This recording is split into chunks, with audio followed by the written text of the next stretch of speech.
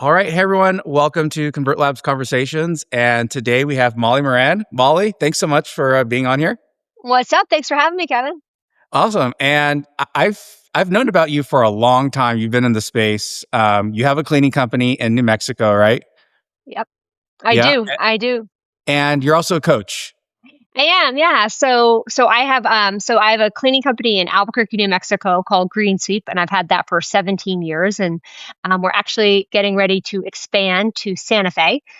So eventually we'll take over New Mexico, right? It's a pretty rural state though, but so Santa Fe is our Yeah. next step. We just signed a lease up there. And I also have been coaching in the residential space specifically, but also other home service based businesses for at least 5 years at this point. I'm sort of losing track of time with that. And then last but not least, I also have an event focused solely on house cleaning companies, and that is called CleanCon. So I've got my fingers in a few different things right now. Awesome. Yeah. I'm excited to ask you about CleanCon towards the end here. Yeah. And I'm kind of curious about the coaching part, when they're coming to you for coaching, what are their like obstacles that they're trying to overcome? Is there anything specific that you're finding from people? I work only with like established businesses, so I'm not really in the startup space for this. And so there's different levels of business have completely different devils, as people say, right? There's a devil at every level and different issues presenting. And so I love to work with folks that are typically they've got, 12 to 15, a minimum of 12 to 15 employees. So they're probably around the million in revenue mark and then on up from there. So they're running teams, they have an office, they're established, and they're starting to hit some hiccups there. And the hiccups that I see in with those business owners more than anything, I would say is really more about leadership and developing themselves and mindset and shifting from being like an operator, like an owner operator, to more of a leader. So that's a huge part. You can look at anywhere, you can get free information anywhere at this point about just about any way to run your business, especially your cleaning business. There's tons of stuff out there. There are a ton of resources, a ton of strategies, a ton of systems, processes, all of that stuff. So you can get those from anywhere. And of course, I assist people with that as well, and with profitability and stuff as well. But the biggest obstacle around that point tends to be around leadership and developing their own leadership better. So what does that look like? How does somebody know that they're not a good leader, or do they not know? Well, I mean, I think it's like often unrecognized, actually. It's like, I'm stuck. I can't figure out why I can't, get to the next level, or that sort of thing. Or I'm burned out and I don't know what to do about it. Or I'm overwhelmed regularly and I don't know what to do about it. And I said, I start working with people when they're around a million, but obviously much bigger. People hit this at different levels as their teams grow. And first you've got your cleaning team, and then all of a sudden that grows, and then you've got your leadership team, and then that grows, and it requires different skills out of Right, us, right. right? And so they don't always recognize it off the bat. They just recognize that they need help and they're not really sure exactly what to do. That's been the biggest thing that I've noticed. And like I said, it's like there's a lot of different CRMs out there. There's different softwares. There's all kinds of things that we can do to manage our business. But until we like know how to manage ourselves and lead ourselves, then that's the skill that we really need to develop at a lot of different points. But certainly once you're leading a team, that's a decent size. Yeah, it's funny. Like as I've been doing this, and as talking to people for so long in this cleaning space, people are like they have different processes of how they run their business. They even like will work. They swear by contractors, or they swear by employees, or like this or that. And it also, to me, doesn't matter as much as like perhaps it's the leadership perspective, right? How are they able to kind of manage their team? That hmm matters more than like what CRM they're using or anything. Like it all kind of comes from the top. Yeah. Yeah, I totally agree. And I just, it's funny because I think that, leadership is influence. So really everyone has leadership in some part of their life, right? And once you realize that, and you recognize that, or you realize and understand that to be like a definition of leadership, it's like, okay, well, how do I influence better, smarter, differently, depending on what my goals are and what I'm trying to do? I really do think it's once you realize that, and also that people hear this thing, oh, she's a natural born leader, he's a natural born leader, or there's research that shows that, US presidents are a certain height, a certain, like all that stuff, right? It's like, no, like these are skills. Like, just like you learn how to read financials, just how you learn how to be great at customer service, build systems, whatever Yeah. it is you're doing in your business, you can learn and develop these leadership skills too. Yeah. Yeah. I mean, I remember like in elementary school, like leading a class, like gives like so much confidence to like, oh yeah, this is something I could totally do. Especially like presenting. Like I used to hate presenting in class, but now I Mm-hmm. love it. Like it's like no problem. I look forward to it. And yeah, it's just kind of a skill that that you learn over time. So When people I work with in my coaching, it's like, you just need to get the reps in, and I think that, and I mean, I was just in a one of my group calls this morning, and I was talking about authenticity in leadership, and that's one of the leadership tenets I teach in my Bright Leadership Path, and it's really about figuring out who you are, like figuring out what your values are, and living in those values personally, professionally, and other, like personally, professionally, and with yourself, with your spouse, all of that stuff, your family, making sure your values are aligned with your actions and that you're confident in and clear on your vision and where you're going, so that then you can have these harder conversations, and I think that the authenticity part about it is about becoming, like, figuring out the thread of you, and the you that can be in all parts of your life, right? Like, I think that there's this thing around being a good leader or being a good manager. It's like, okay, I'm going to put my manager hat on now. Like, no, like, you don't really have to do that. Like, develop these skills, develop the confidence around it, and then you get to just be you authentically wherever you are and deal with situations and lead in situations as they arise. is there anything common that you often see, especially in like the cleaning space? If people are like, if they're just not comfortable delegating, is there anything like that you often see like that? Because that's one I see all the time. Obviously, it's like people, Yeah. yeah, Yeah, I think so. I think that the house cleaning industry in particular is an interesting one because there are a lot of sort of accidental entrepreneurs. I mean, and I don't know the percentages, but there are a large percentage of people that started house cleaning businesses because they just needed to make some money, right? And so they're like, okay, I'm going to clean houses. And then all of a sudden, then they're like, oh, I'm going to add another person to my team. And then all of a sudden, before they know it, they have like a business, and that was not their plan when they started, right? And so, because of that sort of early, like the way a lot of companies start, and that early, like, I'm just surviving kind of mentality almost, what it can result in is that people have a harder time letting go of certain things, right? And so once you hit certain parts where you have to delegate, like yeah, that, and you see it in the different stages, like when business owners are coming out of the field and they're starting to replace themselves in the field with hired cleaners, like that's a big move for some business owners because they've been so used to taking care of their clients, and no one can do it as well as they can, right?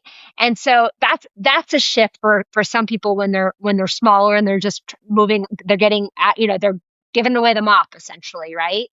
And then all of a sudden you've got and not everyone goes through that because not everyone starts their business that way, but a lot of people do. And then all of a sudden you're adding people to your office team as well, and learning how to delegate and not micromanage on that is one of the hardest things. And I think it comes back to survival. Like, these are people's babies, right? You hear them say, this is my baby. I got a teenager now. And I'm thinking, okay, what happens when my baby becomes legal, right? When it turns 21, like, who knows? We'll see, but like, people talk about it in those terms. And so then letting go is harder because it's like, if I let go of this and then these other people mess it up, then what happens to my survival? There's some stuff in there that needs to get, like, unwound. I see that as a definite challenge. And for a lot of people is learning some of those sort of delegation and trust as hmm, well, issues. And yeah, unfortunately, some of it gets reinforced. I've seen a lot, like, they end up hiring somebody like almost too late. So they're like burned out, and right, they're like, here, take it, run it. And then that person like screws it up, of course, right? Because they're just abdicating responsibility. They're not delegating. hmm, And so then they get burned, and then they're like, oh my God, and it just reinforces this thing that they have to be involved or whatever it is, right? Because they haven't sort of gone in the steps that they need to take. They haven't taken the steps yeah. they need to take. Yeah, some people came to mind as you gave that character. I'm not here to Yeah, name names. yeah, Yeah. yeah. No, it's funny how that goes, and especially with hiring, staff. Like people always think that they're just going to fix everything when you're not even setting them up for success in the beginning. Right. Right. You have like, no operating procedures. You have like nothing written down. You think that they're just going to come in and like know everything that you know. And it's like, it just never happens that way. And then, yeah, you think that it's just impossible to grow or something like that. Right, Yeah. right. It ends up becoming like a self-fulfilling prophecy, and it's like, Uh, well, no, like if and you see that all the time. People coming in with not. And listen, I'm not about like I have made some of these same mistakes I'm talking about, just to be very clear, yeah. right? Like, and Me I too. get to, Me too. yeah, right, right. And now and I'm still making mistakes because I'm still growing, and there's things I don't know at the level I'm at now versus where I was 2 years ago, right? I think that, like I said, one of the big problems is that there's just not clarity in where the business is going and and what the different roles are and what like a good job looks like. Like this is what a Mhm. good job looks like. People don't Yeah. necessarily know that. They just throw them to the wolves. Yeah. Yeah. Yeah. And yeah, it's funny, this whole industry, like it seems like everyone's just kind of figuring it out on their own too. There's no like textbook of like, hey, this is exactly how all of these things are supposed to be done. So yeah, there's kind of like a little fragmentation or something in this industry. Just to add to that, another thing in this industry that I see that I think is really interesting, it's like often people hire people who are not trained professionals to do professional level jobs. And I'm not talking about cleaning technicians. I'm talking about customer service reps and professional salespeople and our operating managers, all those things. They slap a label on it, but these folks, maybe they used to clean for you. And so they've been put into a role where they haven't had the skill development to support the role. And that's been a real hole. Like I see like there's a lot of people you can follow, you can grab their system, you can implement it, you can know your sale, you can get their sales process, your customer, you can get some of those basic systems in place. But when it comes to managing and leading people, there are holes in there, and that's where I see, and that's like very different than other industries because you truly can start a cleaning company with, or you can give yourself a cleaning job for $20 basically, Yeah. right? Like so there's this lack of, I would say, professional training. And then people grow, and all of a sudden they grow and they're like, oh my gosh, I have a $3 million company and I don't even like, I don't know what I'm doing. Like, like it's like that. It's an interesting conundrum that we have in this particular industry versus other industries where people come in, they might have a college degree might be required, which Right. might say that there's more training, whatever, right? So it's just different. Yeah, absolutely. What does your current like day to day look like? If you could talk a little bit about maybe how your like company structured a little bit, your Sure. teams. Yeah, I'd love to. I'd love to. So we are in a learning space right now. How about that, Kevin? So I've gone through different iterations with my company with my cleaning company where I've literally worked 4 hours a week or something like that, checking in, right? And I like go ride my bike, I travel. If you look at my socials, it's like, what country is Molly in Mhm. 2024? Like, like a lot of that stuff. I've been really fortunate in different parts of my company's growth to be able to do different things. And right now I'm in a place where we are, really, really heavily focused on growth and expansion. Like I mentioned, we're expanding to to Santa Fe, so we're setting up another office and stuff there. And because of that, I'm back in it in specific ways to help lead the team on specific things. So we have 38 cleaning technicians, Yep. and we have different career levels within our cleaning technicians. At the top of that, we have training managers. So I think we have 4 or 5 training managers, and then we have our field supervisor. We have a customer service slash scheduler. So we have somebody in charge of customer service and scheduling and dispatch and all of that. And then we have she's called it an account representative. That's Daniela. She's got a lot of tenure. Like she's been with the company for a while. She is the head of sales. She gets escalated customer service issues. And then she has a sales rep underneath her as well. And then we have an HR assistant, assistant and finance person, like everyday finance kind of stuff. And then we have a social media marketing assistant kind of person.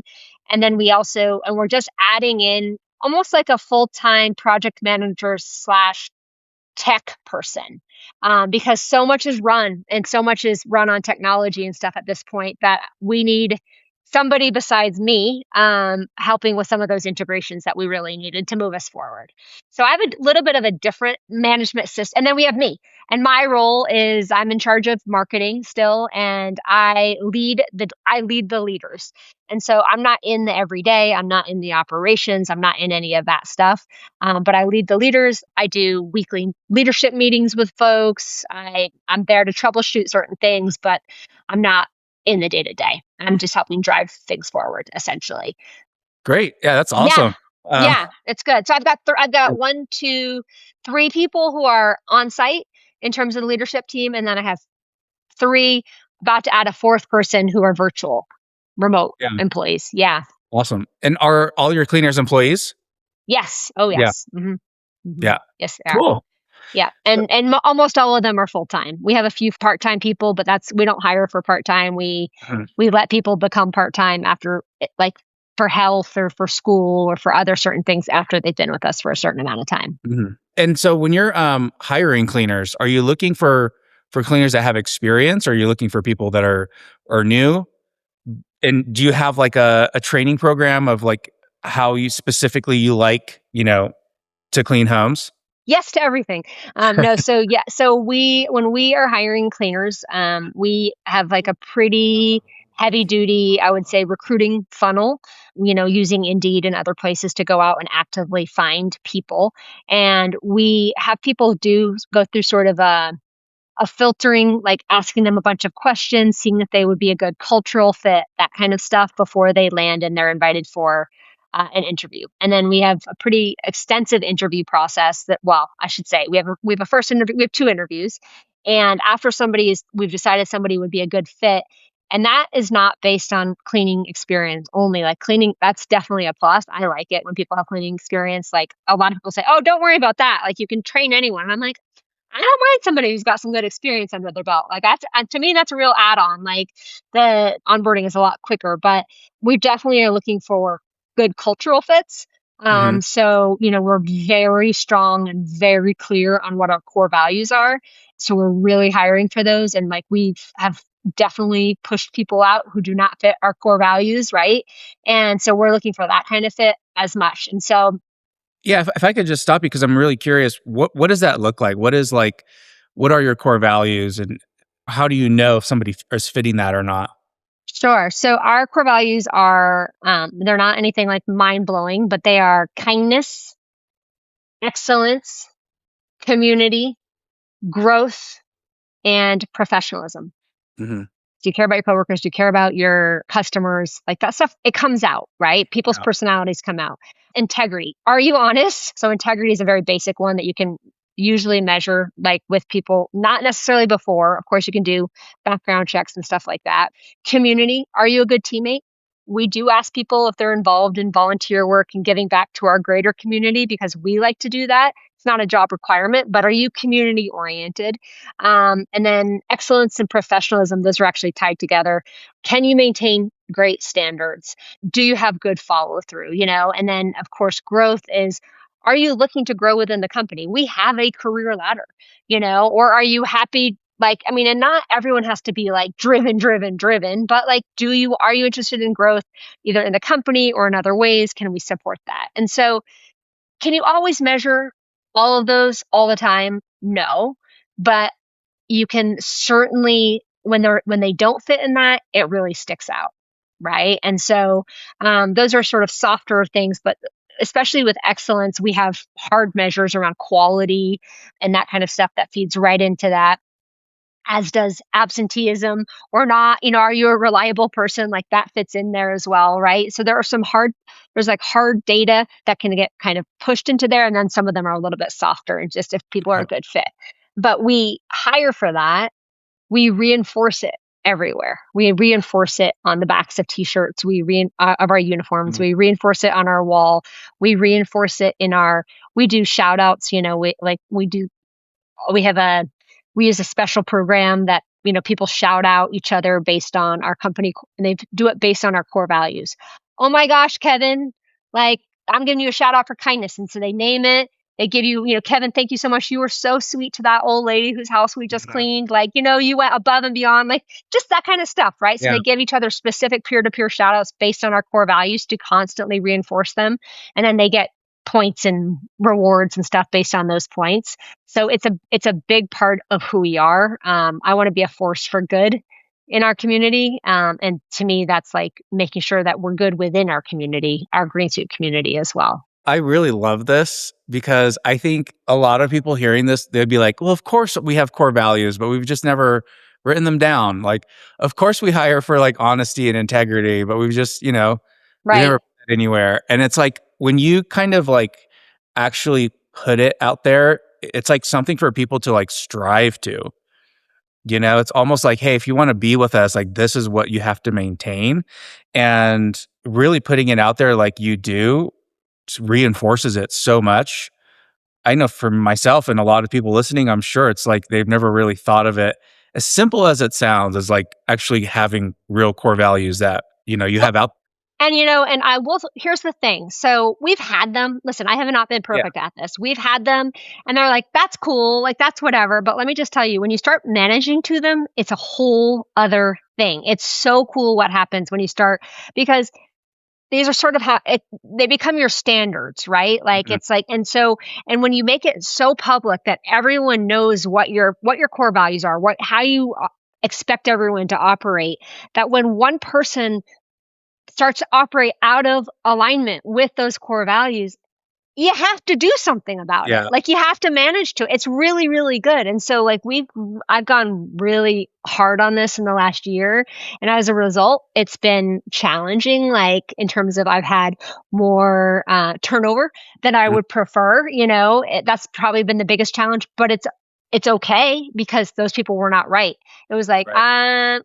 you're like, and I've had it with leaders in my company. You're totally like, I've been like, you are enforcing our like they were operating from a do as I say, not as I do kind of place. And it's like, no, like that doesn't flow. Like you can't Yeah. lead people that way, right? So it's been really, it's not just like something nice and pretty. It's also like so nice because it becomes so clear with management with how we manage people. And it's like we actually have staff that say like they don't seem like a good fit because they said this, this, and this. And then it's like, thank you for that information. We will take that. Like that people start to protect that culture too. Right. It's Yeah. awesome. It's been a game changer. Yeah, for sure. And such an like intimate home service where we're going inside people's houses, like that is something that I can see you use in marketing quite a bit, right? As like this is just who we Mhm. are. And so yeah, can you talk a little bit about marketing? What does it look like for a company your size? How are people finding you as customers? What does the typical like customer flow look like? If you could talk a little bit about that. I think marketing, there are a bunch of different ways that all of us can go. And I think that some are way more successful depending on where you are geographically than in other places. And so in New Mexico, we have been very heavily dependent on Google Ads for sure. So that is a big source of our leads and where we spend our marketing dollars for sure. We also spend less, but also do other in terms of our paid advertising, right? So we do some Yelp stuff, we do some Nextdoor, and then we do meta ads as well. And what's working really well with our meta ads is keeping it really personal, like keeping it really so not a high polished ad or whatever because we're in people's homes, Hmm. because we're building that trust. I literally, for our meta ads, I pick up the phone and I do a selfie and I record a video.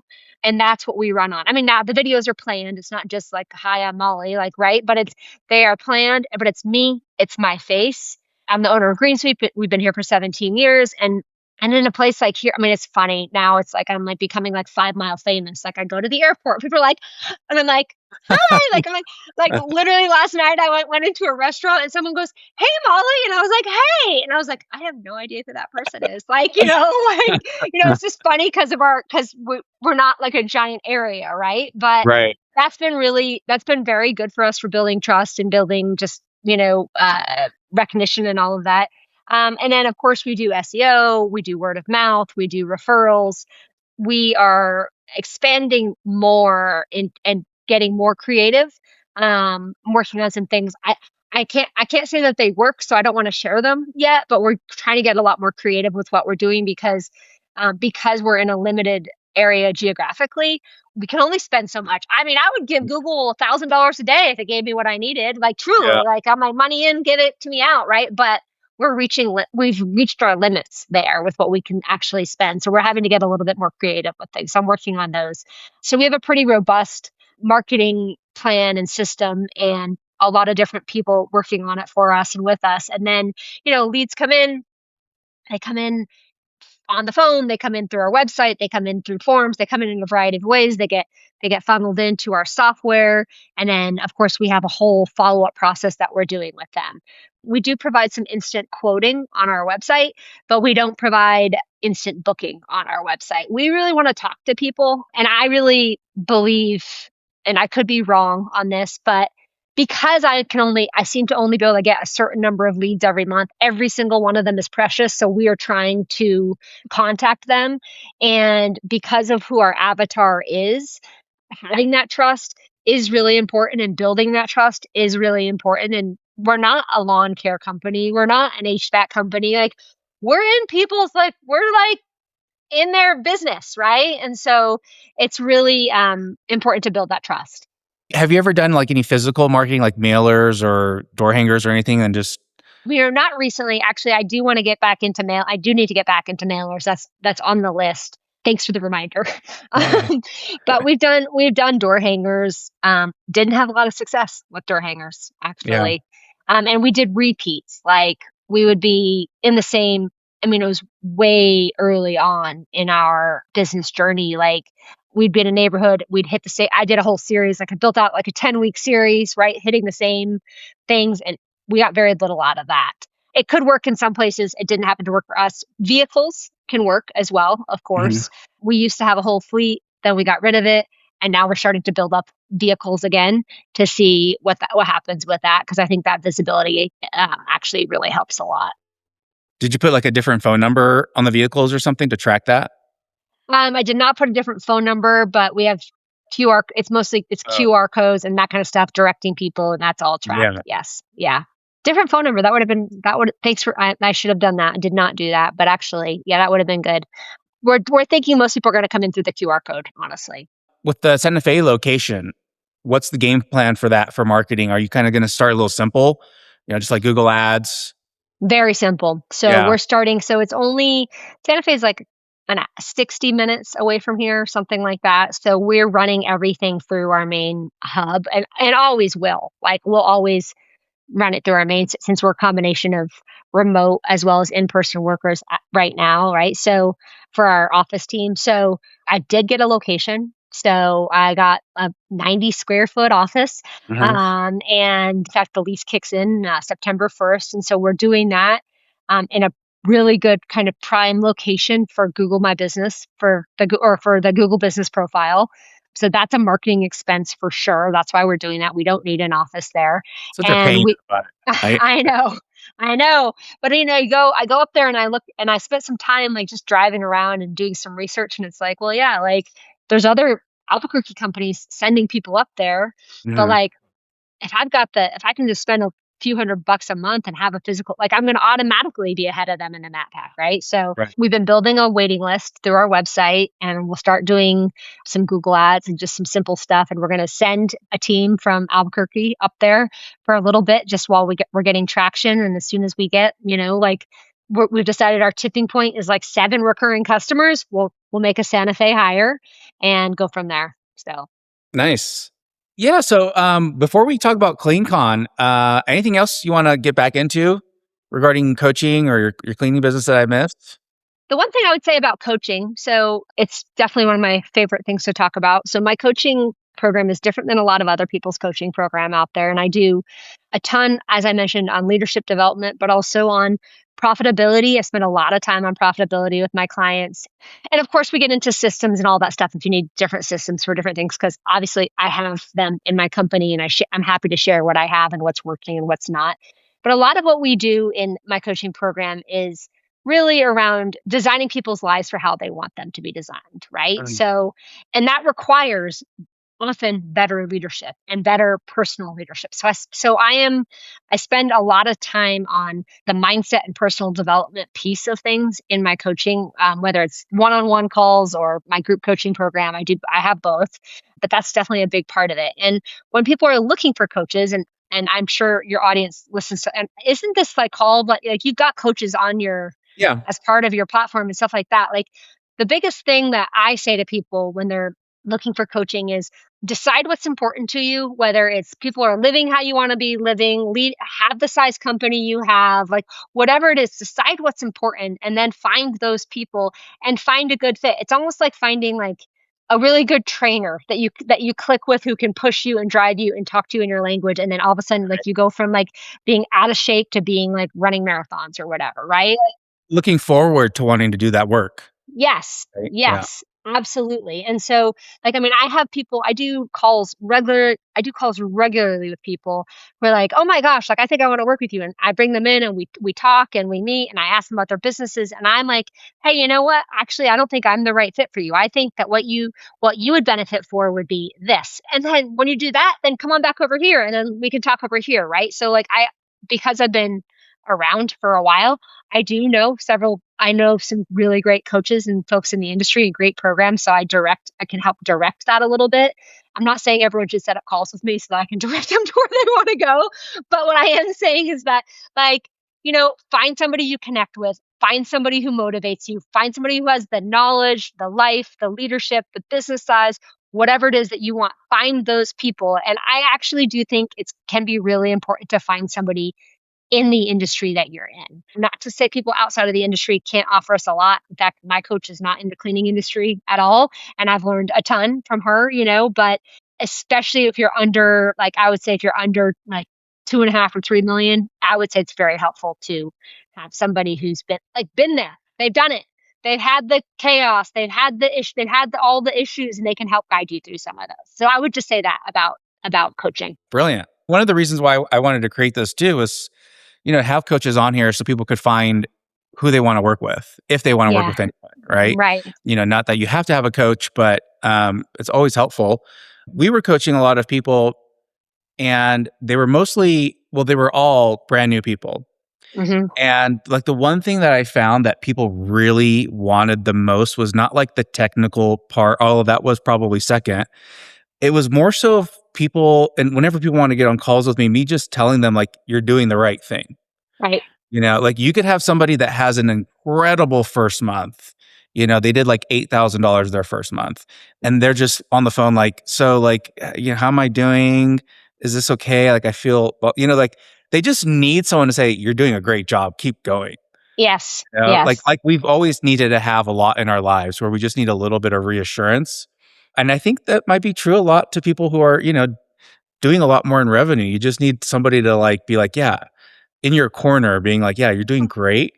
Here's how you can improve, but like keep going. Yeah. Keep going. Yeah. Exactly. I mean, I think you're really right on that because, obviously owning a business, running a business, it can be incredibly lonely. And if comparison is the thief of joy, right? But you want to know how you're actually like, am I doing this right? Like, and so getting around people who can tell you like, yes, but actually you should do this differently. Like, early on in my business, I had coaches that were not in the industry and my profit was like basically what was left at the end. At the end of the month, I was not running it right. Like, and I'm like, man, I wish that anyway, I didn't have the right coaches then, right? I definitely do now, but understanding sort of some benchmarks in the industry, how you can be running things, how life should feel and could feel, I think is really important. So I'm not just because I'm a coach. I always have a coach. I always, I have a personal trainer and I'm working on getting somebody who can like cook me healthy meals. Like I believe in supporting yourself with the best people that you possibly can so that you can, be the best that you can be essentially. Yeah. So CleanCon. CleanCon! Yes, CleanCon. All right. So CleanCon it's an event. The idea was born just a year ago, actually. And it's an event focused solely on the residential cleaning industry. It's for owners and it's for their A players. And so we had our first event in March in Indianapolis, and it was a very successful event. And I have two business partners. It's Five Door Media, which is owned by Aaron and Drew Larison, and then Holly Moore, who owns the cleaning software as well as a house cleaning company in Texas. So the three of us came together, the three entities, I should say, came together. The four of us came together and decided, like, we really saw a hole. We saw a hole in terms of a place where competitors can get in the same room, whether you're competing business owners, competing vendors, competing, like, we can all get in the room together, and there's not just one way to do business. You're learning from a whole bunch of different ways. We're got sort of three tenets, I would say: connection, innovation, and education.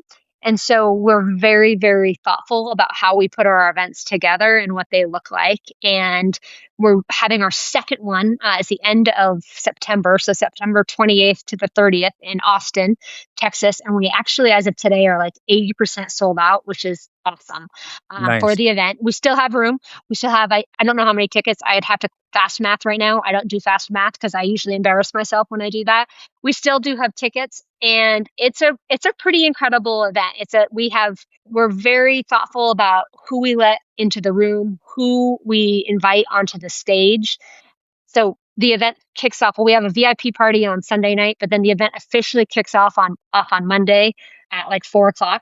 And let me double check, make sure I have those dates 100% correct. But we kick off on Monday the 28th at 4:00. Registration starts, and then we have a party on Monday night. And it's a very intentional party. It's part of the event. It's not like, oh, I'm going to skip the party. Don't skip the party. It's a very intentional part of the whole thing where we have different games and different things going on so people can meet each other. And then so we have all of that happening. And then we also we're doing, because it's in Texas, we're doing like a big, what do you call it? Line dancing. We're going to have a live band. We're going to have line dancing lessons. Like we're going to have a costume contest, like for best dressed. And, so we're going to have some really fun things happening. So we get people just connecting and getting together in a low pressure way. And this is an event where you don't see anyone like sitting in the corner by themselves, right? Like that's not happening.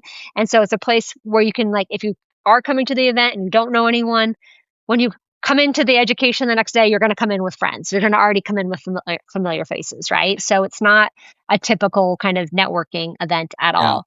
And then Tuesday morning, we kick off. We've got a keynote speaker. At our very first event, our keynote speaker was Mike Michalowicz, who wrote Profit First. He gave an awesome presentation where people learned a ton and took away a ton. He's an incredible speaker, and we're really excited about this speaker. Our next speaker is Kristen Hadid. She wrote a book called Permission to Screw Up. She got her start in the house cleaning industry, starting a house cleaning company when she was a student in college.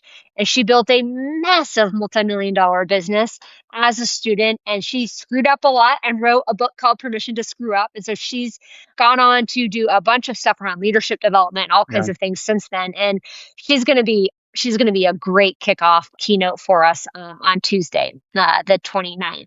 And so we got that. And then the rest of the event is a mix of panels, and it's panels built from people of different size businesses from the industry. And vendors, but panels and fireside chats. So we're going to have a couple of like sort of interview style things with people that we want to go in a lot deeper in more depth with. And then we've got 3 sort of TED Talk style talks that are also happening. So that's all. That programming is split between Tuesday and Wednesday. And then to cap off the event, since you're just letting me run away with this, at the end of the day on Wednesday, we have a really awesome portion, which is our masterminding portion.